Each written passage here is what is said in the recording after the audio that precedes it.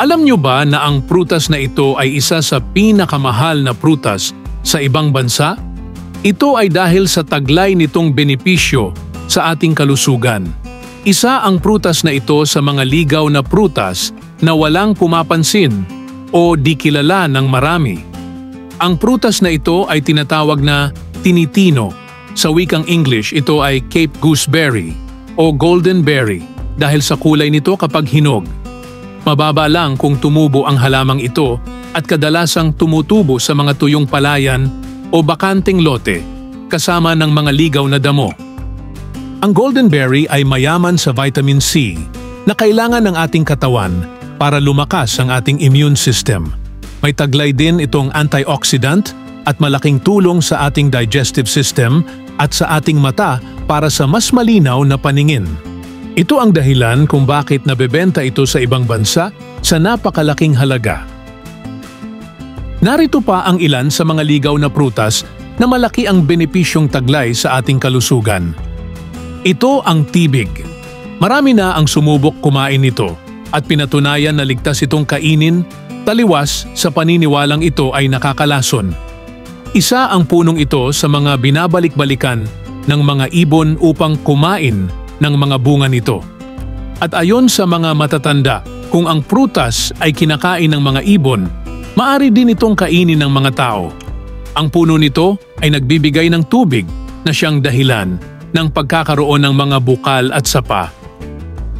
Malamig at presko ang tubig na dumadaloy dito at mainam na inumin para sa mga may lagnat at nakararanas ng pananakit ng mga kalamnan.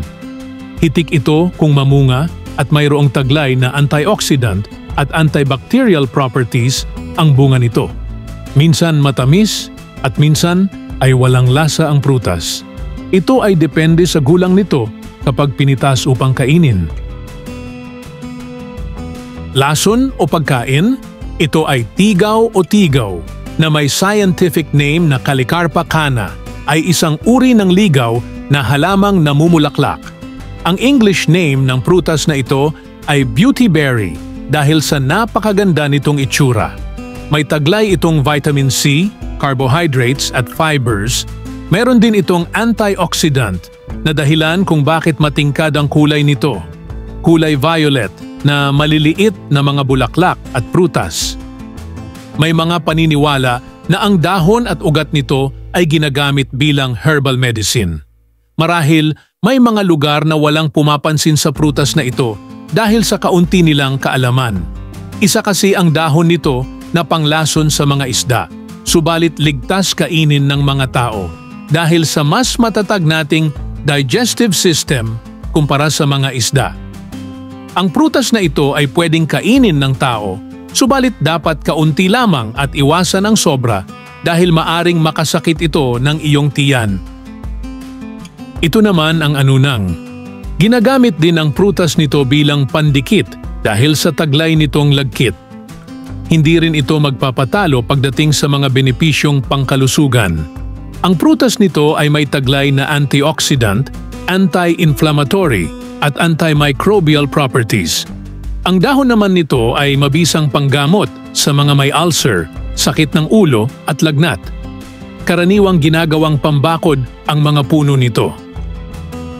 Alam niyo ba na ang bansang India ang mas kilala sa paggamit nito? Ito ang dahilan kung bakit ito tinawag na Indian cherry. Tinatawag din itong fragrant manjak dahil sa mabangong amoy nito, lalo na kapag hinog. Ito naman ay ang bunga ng punong anislag, isang puno na tumutubo sa Pilipinas at karatig na bansa. Isa ang puno nito sa matitibay na puno na madalas gamitin sa mga paggawa ng bahay kubo o kulungan ng mga hayop. Alam nyo ba na ang bunga nito ay kinakain din? Maliliit ang bunga ng punong ito ngunit may taglay itong antioxidant at anti-inflammatory properties.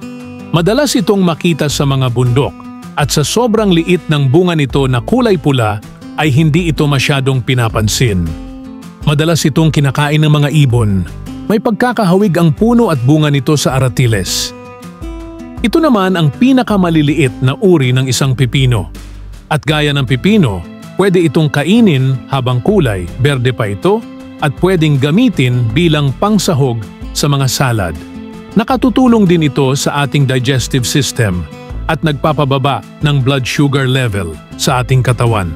May mga ilang tao na nakakain na nito at ayon sa kanila, ito ay mabisang pantanggal ng hangover kapag nakainom ng alak. Kaya kung ikaw ay nakainom, ay maari ka nitong kumain pagkatapos. Walang gaanong katibayan kung totoo nga ito, pero nakasisiguro namang ligtas ang bunga nito bilang pagkain ng tao. Kusa itong tumutubo sa mga bakante o madadamong lugar. Ito naman ay isang uri ng passion fruit. Ang tawag ng ilan dito ay kuyumot o kurumbot.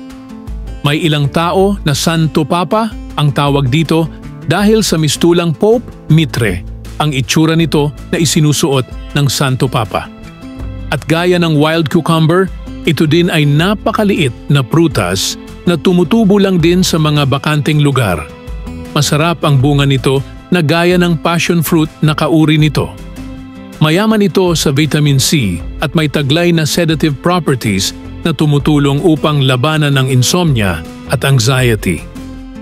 Sinasabing ang Brazil ang nangunguna sa mga pangunahing bansa na producer ng nasabing prutas. Ginagawa nila itong juice, ice cream at iba't ibang klase ng dessert. Ito naman siyempre ang isa sa mga ligaw na prutas na hindi pwedeng mawala sa ating listahan. Ito ang bayabas na alam nating tumutubo kahit saang lugar. Mas marami nito sa mga bundok at lalo itong dumadami gawa ng mga ibon na kumakain nito at naikakalat sa pamamagitan ng kanilang dumi. Ang bayabas ay may maraming benepisyong pangkalusugan na makukuha hindi lang sa prutas. Ginagamit din ang dahon nito bilang herbal medicine. Ang dahon ay may taglay na antibacterial properties. Pinakukuluan ang dahon nito at ang tubig na pinagkuluan ay ginagamit bilang panlinis sa ating mga sugat upang maiwasan ang impeksyon at para sa mas mabilis na paggaling nito. Mainam din itong panlaban sa mga nakararanas ng diarrhea. Ang bunga nito ay mayaman din sa vitamin C na kailangan ng ating katawan. Sa katunayan, ang prutas na ito ay may mas maraming vitamin C kumpara sa mansanas at orange. Ito ang dahilan kung bakit tinturing ito bilang powerhouse pagdating sa pagpapalakas ng ating immunity system.